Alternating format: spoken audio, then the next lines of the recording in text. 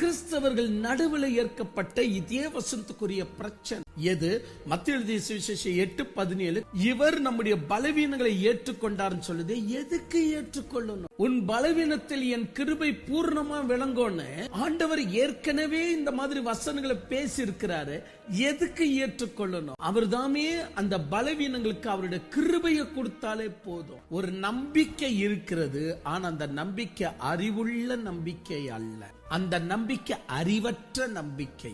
நம்பிக்கை குறித்து நாம் பேசிக்கிட்டே இருந்தால் எத்தனை பேருடைய வாழ்க்கையில அறிவற்ற அன்எஜுகேட்டடுடைய நம்பிக்கைகள் வெளியே வந்துட்டே இருக்கும். அந்த நம்பிக்கையில எஜுகேஷன் இருக்காது. சோ எனவே பிரியமான தேவனுடைய பிள்ளைகளை, கடவுளை அறிகிறேன் என்று சொல்ல முதல்ல சத்தியத்தை அறிந்தால்தான் கடவுளை அறிய முடியும். கடவுளை அறிவது சத்தியத்தை அறிந்ததற்கு சமம் அல்ல. வேணுமென்றால் சத்தியத்தை அறிவதுதான் கடவுளை அறிந்ததற்கு சமமாகும்.